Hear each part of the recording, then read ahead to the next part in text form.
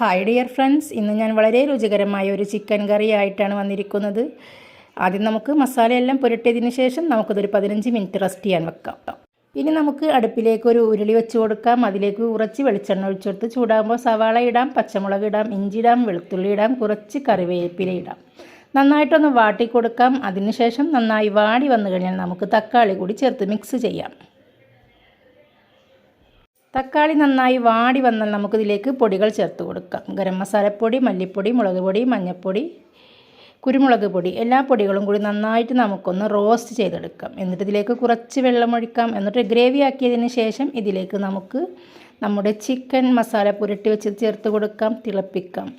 അങ്ങനെ നന്നായി കുറുകി വരുമ്പോൾ നമ്മുടെ ചിക്കൻ കറി ഇവിടെ റെഡിയായി കഴിഞ്ഞു. വളരെ രുചികരമായ ഈ ചിക്കൻ കറിയുടെ ഫുൾ റെസിപ്പി എൻ്റെ ചാനലിൽ ഞാൻ അപ്ലോഡ് ചെയ്തിട്ടുണ്ട്. നിങ്ങൾ തീർച്ചയായും അവിടെ ചെന്നൊന്ന് കാണണേ.